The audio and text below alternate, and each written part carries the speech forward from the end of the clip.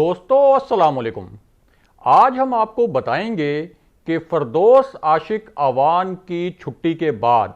क्या नदीम अफजल चंद को भी उनके ओहदे से हटाया जा रहा है और इस सिलसिले में तहरीके इंसाफ के दो रहनुमाओं ने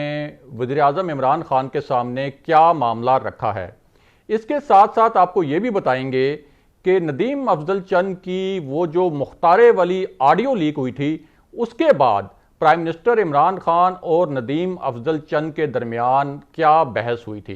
अगर आप इस खबर की तफसील जानना चाहते हैं और आने वाले दिनों में भी अहम मामला से आगाह रहना चाहते हैं तो हमारे चैनल को सब्सक्राइब कीजिए। और अब बात करते हैं आज के मौजू की। तो सबसे पहले तो आपको बताएं कि फरदौस आशिक अवान तो सरकारी इश्तहारात में मुबैना तौर पर कमीशन लेने के मामले पर रुखसत हो गई और इस पर तहरीके इंसाफ के जो नज़रियाती रहनुमा हैं और जो नज़रियाती कारकुन हैं वो बहुत खुश भी हैं। और उनकी रुखसती के बाद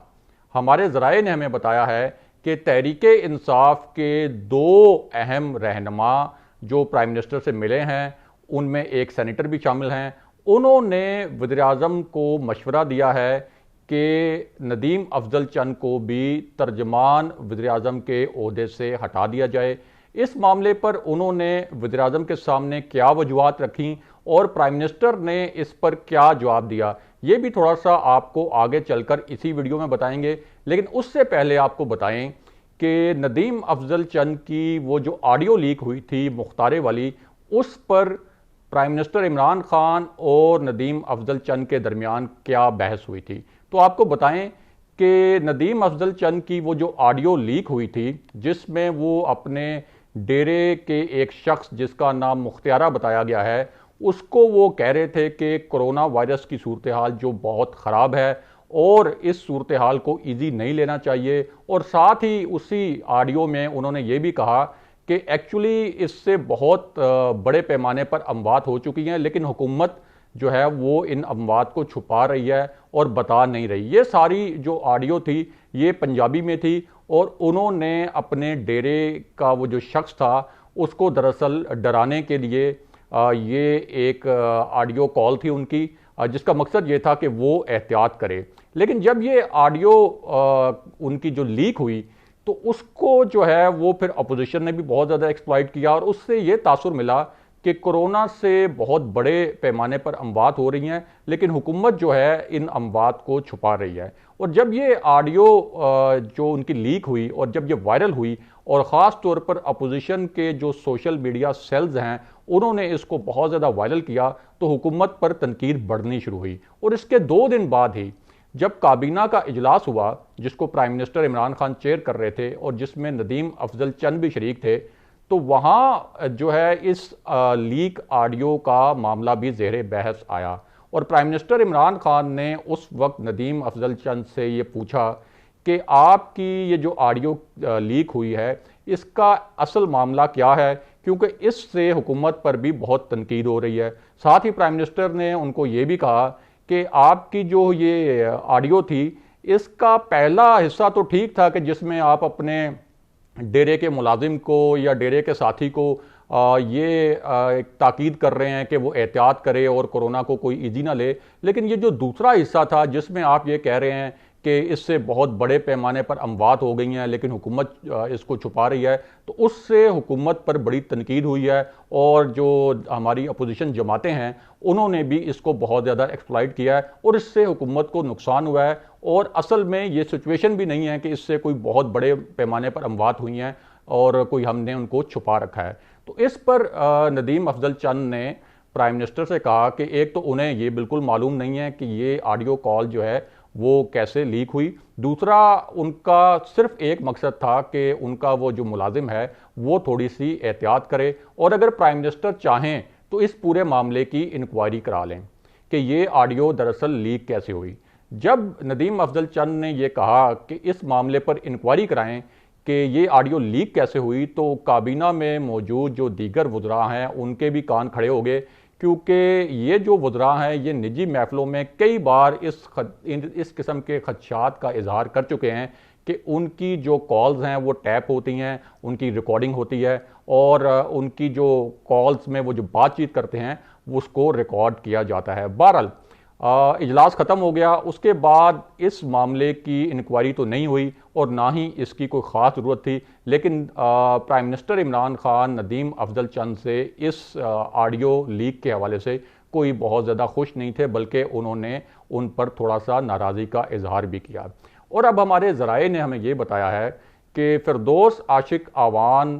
की जिस तरह से रुखसती हुई, उसके बाद जो तहरीक इंसाफ के दो रहनुमा हैं, बड़े अहम रहनुमा हैं, इनमें एक सेनेटर भी शामिल हैं,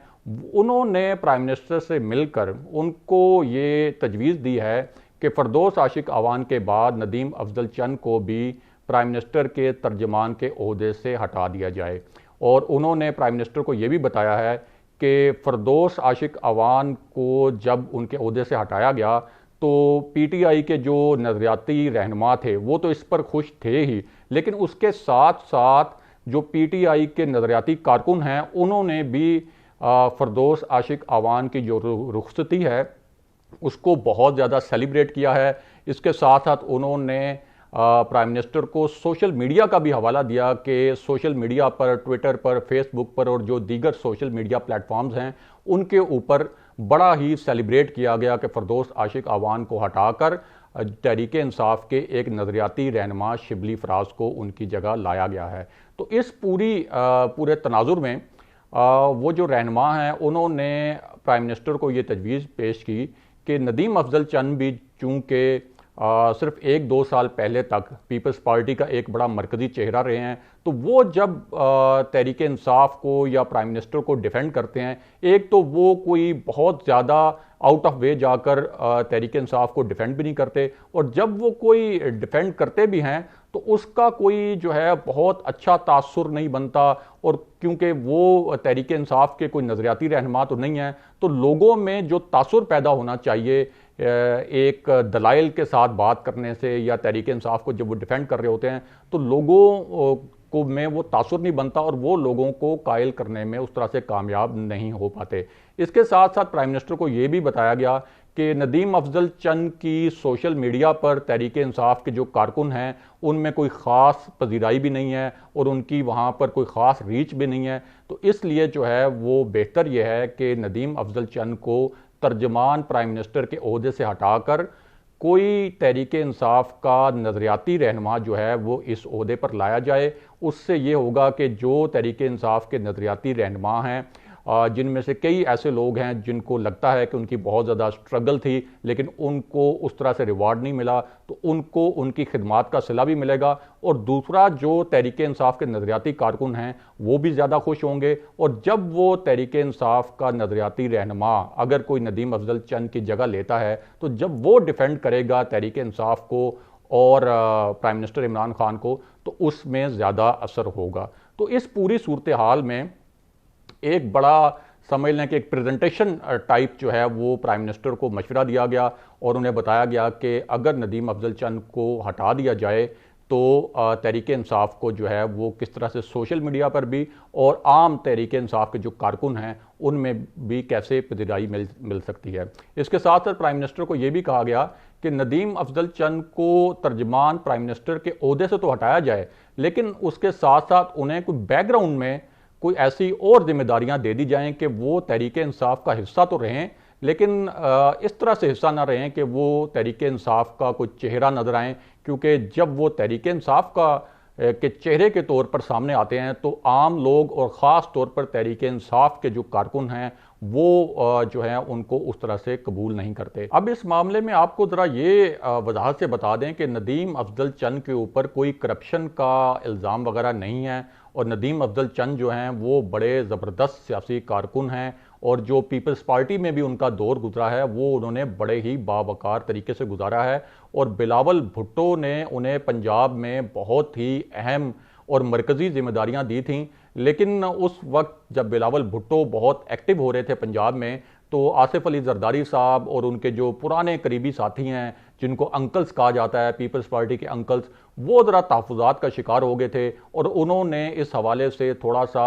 आसिफ अली जरदारी साहब को भी डरा दिया था। जिसके बाद आसिफ अली जरदारी साहब ने जो बिलावल भुट्टो की करीबी टीम है उनकी राह में थोड़े से कांटे बिछाना शुरू कर दिए थे, जिसके नतीजे में नदीम अफजल चंद ने जिद होकर पीपल्स पार्टी छोड़ी थी और तहरीक इंसाफ में शमूलियत अख्तियार कर ली थी। और इस वक्त भी उन पर करप्शन वगैरह का कोई इल्ज़ाम नहीं है, लेकिन जिस तरह से फरदौस आशिक आवान की पार्टी के अंदर कबूलियत नहीं थी, इसी तरह नदीम अफजल चंद की भी पार्टी के अंदर कोई बहुत ज़्यादा कबूलियत नहीं है। अगरचे जितनी नापसंदीदगी फरदौस आशिक आवान के लिए थी पार्टी के अंदर, उतनी नापसंदीदगी तो नहीं है नदीम अफजल चंद के लिए, लेकिन फिर भी तहरीक इंसाफ के अंदर जो नजरियाती रहनुमा हैं वो चाहते हैं कि नदीम अफजल चंद को भी रिप्लेस किया जाए और उनको कोई और जिम्मेदारियां दी जाएं। अब प्राइम मिनिस्टर ने इसके ऊपर कोई फैसला तो नहीं किया, लेकिन तजवीज़ देने वालों ने अपनी तजवीज़ दे दी है, और जो तजावीज़ दिया करते हैं उनका मकसद ये होता है कि वो अपनी तजावीज़ जो हैं वो एक दफ़ा कानों से गुजार दें, और उसके बाद जब कोई ऐसा मौका आए या कोई ऐसा वाक़या हो तो उन तजावीज़ की रोशनी में जो फैसला करने वाला है उसकी जो है वो पहले से थोड़ी सी ज़हन साजी हुई हो, ताकि वो उस मौके पर जब फैसला करे तो वो उन तजावीज़ को भी मद्देनज़र रखे। दोस्तों, आज के प्रोग्राम में हमने आपके साथ जो खबर शेयर की, जो तज़किया आपके सामने पेश किया, उसके मुतालिक कमेंट कीजिए, उसके मुतालिक फीडबैक दीजिए, और अगर आप आने वाले दिनों में भी अहम मामलात से आगाह रहना चाहते हैं तो हमारे चैनल को सब्सक्राइब कीजिए। अगले प्रोग्राम तक के लिए खुदा हाफिज़।